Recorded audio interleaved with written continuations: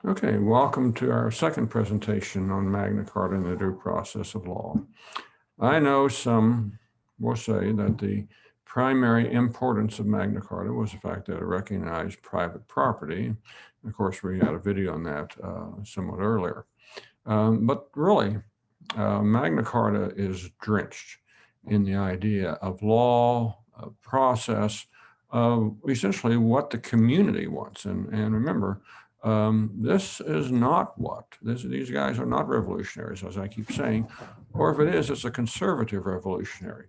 What they're talking about is what the Kingdom of England in general thinks is proper. Now, King John may not think so, but certainly the rest of the Kingdom of England pretty much agrees. And later on, Magna Carta is issued in 1215. In 1216, 1217, 1225, they're going to reissue Magna Carta, and they're going to make it more explicit that Magna Carta represents everybody in the kingdom. And so that means everybody is eligible for due process. And you can read that as meaning even the least serf has at least some rights to due process. And some of these things you're going to recognize. Certainly, if you're an American, they're going to fit the American Bill of Rights. The punishment, for instance, must fit the crime. For a trivial offense, a man shall be fined only in proportion to the degree of his offense. Okay.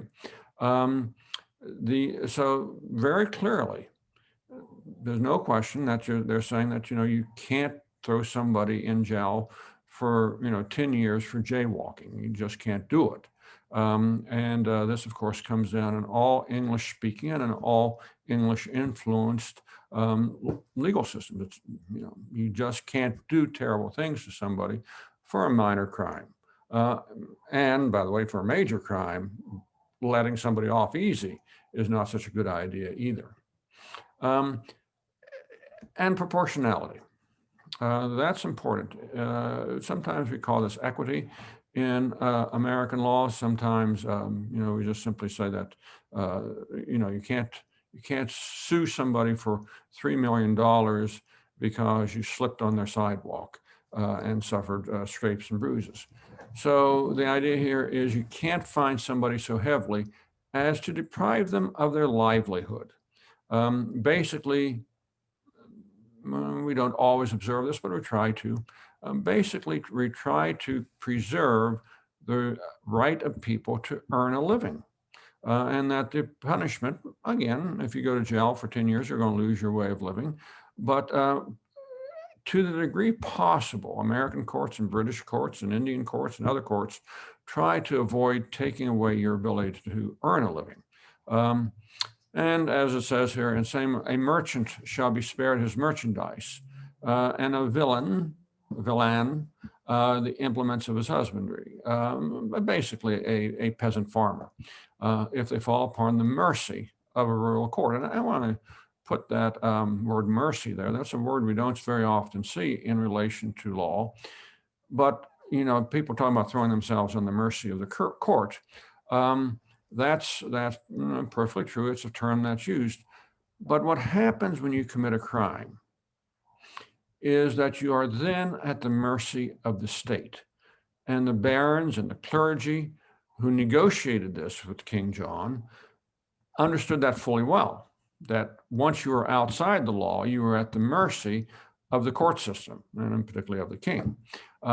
But so they are really trying to say that, yes, you are at the mercy of the court system, such as it is, but the sentences above are what really count, is that there are limits to what can happen to you once you have fallen upon the mercy of the court. And so essentially, again, this is first time this stuff has been written down. It's revolutionary in the writing down, but it fits what's going on in society anyway. This is where people think things should be. This is where people think things are. And they think that King John has been violating the customs and the obligations of society. And of course, you're now fully moving toward juries. You're going to have full-blown juries by the 1260s. You've had juries since the 900s. but none of these fines shall be imposed except by the assessment on oath of reputable men of the neighborhood. Now, as I say, this dates back to the 900s, but now you're putting it in writing. Now you're saying that the king is going to agree to this.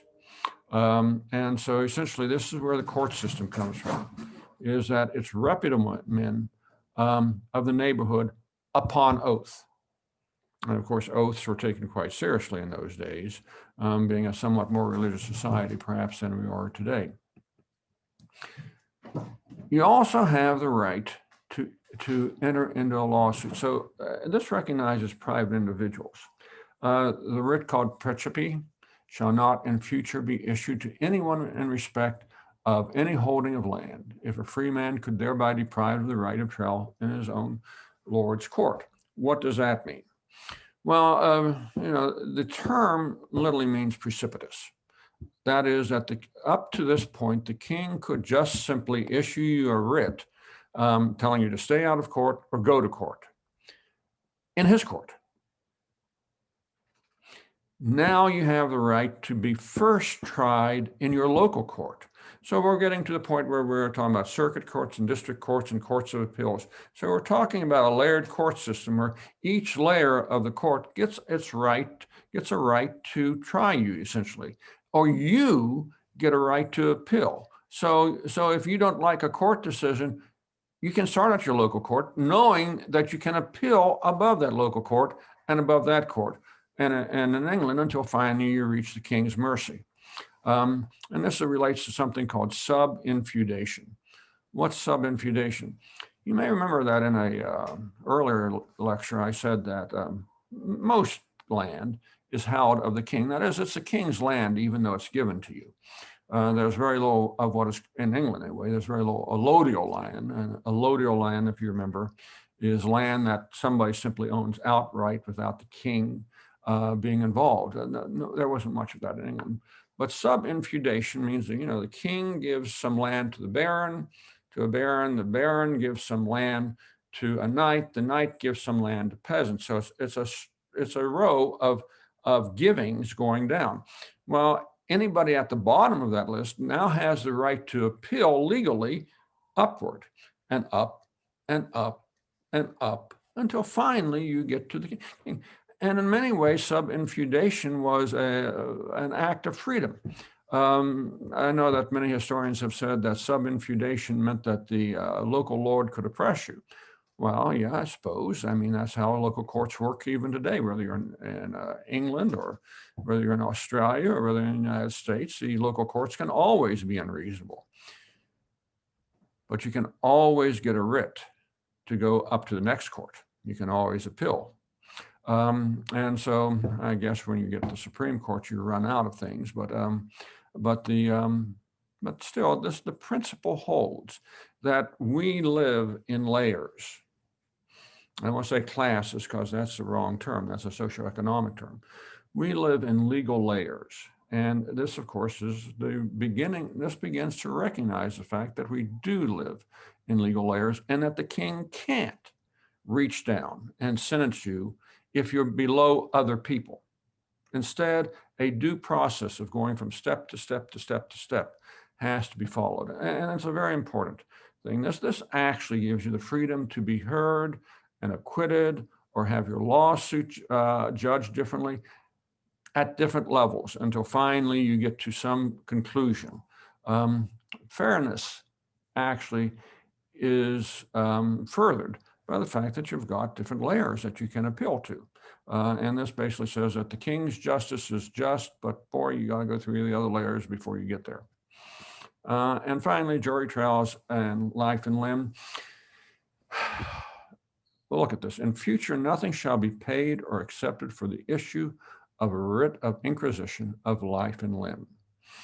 If you are being arrested for something where they can execute you, or something where you could lose a hand, not unusual in medieval societies, or something like that.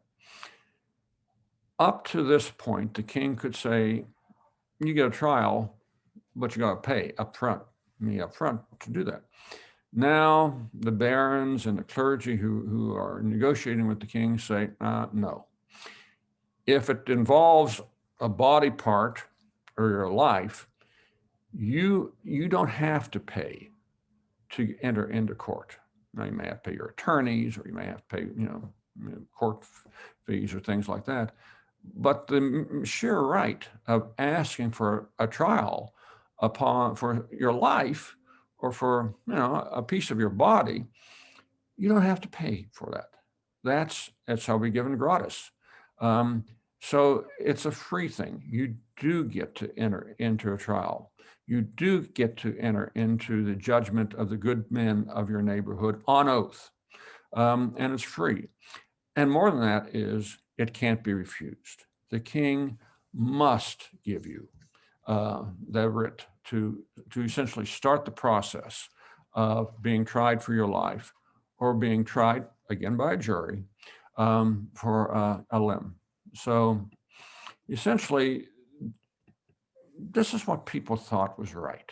This was what people thought should be.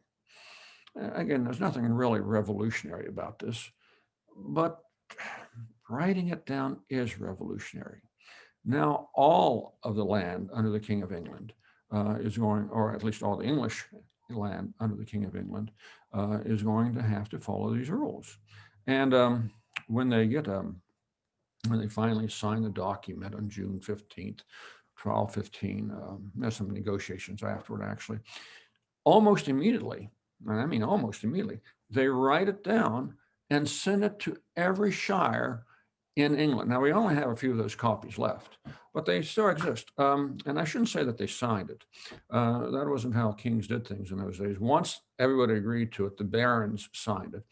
And then the document was folded, and then there was a cord run through it, and a seal would be put on the document, and the king's seal. We actually have one of them. One of the documents is still sealed. And so essentially we know that that's how the kings did things, that the king's signature, there's no John Rex on there, but rather the cord that holds the document together is sealed, wax, impression, that makes it official. And quite fortunately, we still have one of those seals. Anyway, everybody take care, stay safe, and for God's sake, stay healthy out there. All right, thank you very much, and we'll see you on the next lecture.